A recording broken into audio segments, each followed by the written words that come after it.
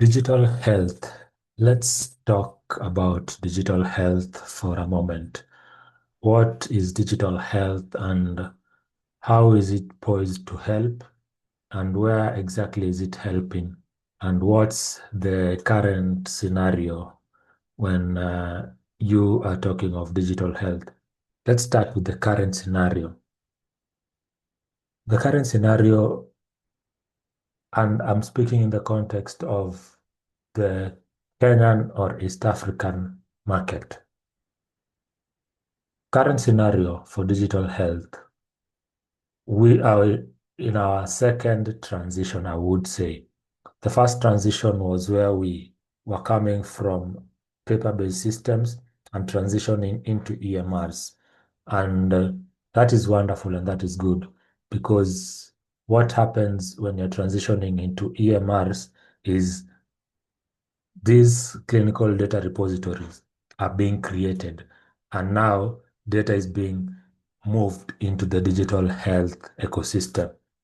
Now, the second transition, I believe, is where now we integrate all these other sources of data that are coming in, not only the EMR, but other information sources like radiology information systems, uh, labs information systems, pharmacy information system for e-prescribing, and other many other systems that are within the health ecosystem.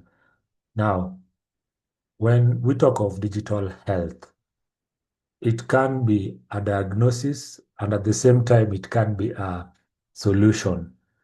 It's a diagnosis in the sense that when we look at the digital health ecosystem, it's ailing. It needs to be treated. It needs radical shifts. It needs changes. And radical shifts in the medical field, probably not the right word for to use in this instance. So just changes in the right directions are what is required. Uh, It can be a solution in the sense that it can help bridge the divide and ensure that access to healthcare is both equitable and accessible to everyone. Because digital health can bridge the gap that already exists in service delivery. And it has been seen in other countries where they are more advanced, that digital health is actually helping in bridging that gap. Now, when we talk of digital health transformation, what are we then talking of? Because this can also be a big challenge.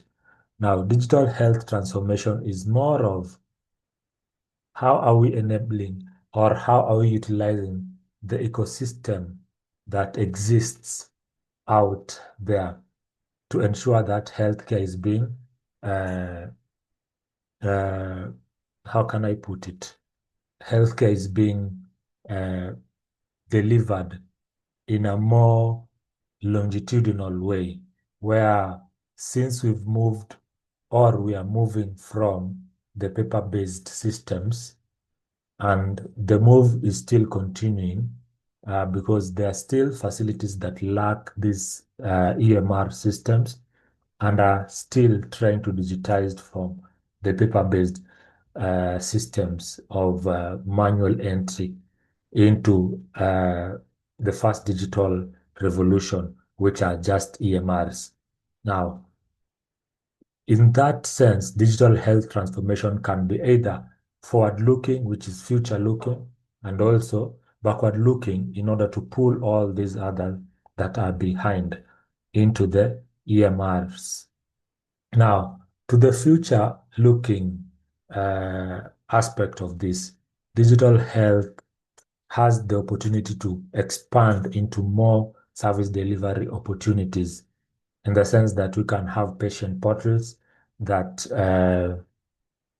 patients can engage their doctors, and even sometimes uh, systems that have been built and have been regulated to be medical uh, tools that can be used to engage with patients.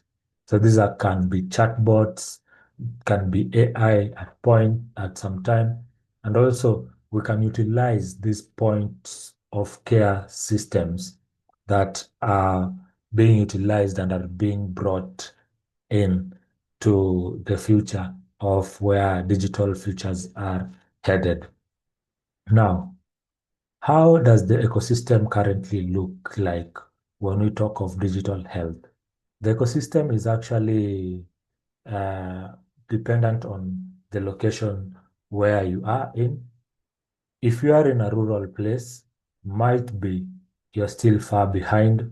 If you are in an urban area, then might be you're still catching up because not everyone is at the same level. And that is why we ourselves usually take one approach that is we do a needs assessment. We assess where your digital journey is, first of all, before we give or we offer solutions to the challenges that you are having in your digital journey. Now, that said, in whichever point you are, we meet you. Now, the ecosystem that exists right now is full of EMRs, as I had said, but there are other points of data that have been left out that are not integrated into other avenues and sources of data. A case in example, a clinician friend of mine worked in a facility where they had one point for a radiology system in which where you could do each and everything, but when you want to access radiological information, if the patient did not have their film, then the only way would be you have to go down, and it was downstairs. You had to go downstairs to this radiology information system and then access the images from that point. If you are trying to access any other way, then that would be impossible. And you would say, in a modern world right now, that is something that is outdated, but it happens because it's very simple. We could integrate imaging information and data from a radiology information system, which are PACS system, to be seen by the same physician who is doing their work and seated at the consultation room, and no need to go and move and then again come back to the patient and then, oh, I've seen your image. It's this and this, and this is the diagnosis, and these are the next steps that we will take. So it still needs improvement even for the future. And that is where uh, digital transformation being dual can mean, because there's still people who we are trying to pick up from the paper-based systems, and these ones who have already moved from the paper-based systems are now moving into a more integrated ecosystem, which includes the radiology information system and the labs and every other thing else. Now, that said, in digital health transformation, and that journey is never ever easy at all because there's a lot to learn and there's a lot of tooling to understand from.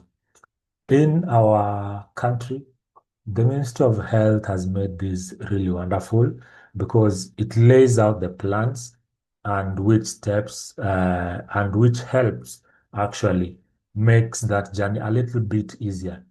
But some of the tools that are laid down there still require work to be done.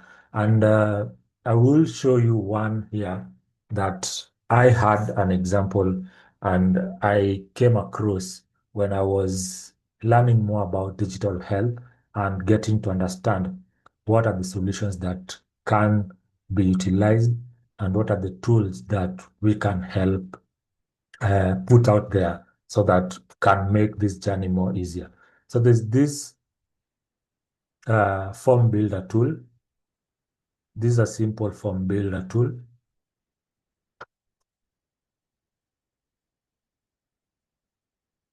Yes, so this is a form builder tool that we recently finished developing and is available. The beauty with it, it's an open source tool.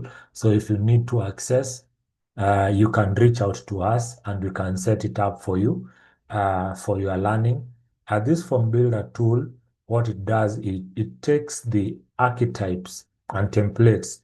And I think that is another lesson for another day, where I will be teaching you about what are the building blocks of our systems. So in our systems, we've built our system to utilize archetypes and templates. Basically, archetypes build out templates, and archetypes are the little points of data that need to be collected. Something, for example, like the blood pressure. And these archetypes can be in a different myriad of form. So let me just share an example.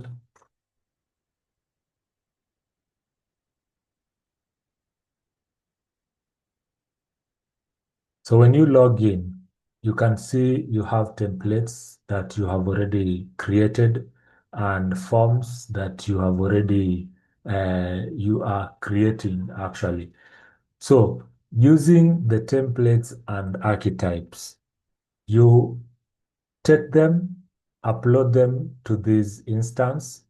After uploading them, you can create forms, which if you want, you can print them out to be used within the flow, or can be integrated into your EMR system and ensure that you're collecting data in a digital format, which can be shared across all other systems. So this is just a show. I will have a walk overview all for this tool. But if you're interested, let me know in the comment sections below, and I will be glad to take you through.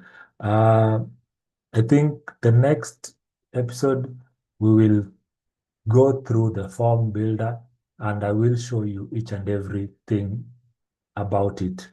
So thank you very much for joining me in this session, and have a lovely day.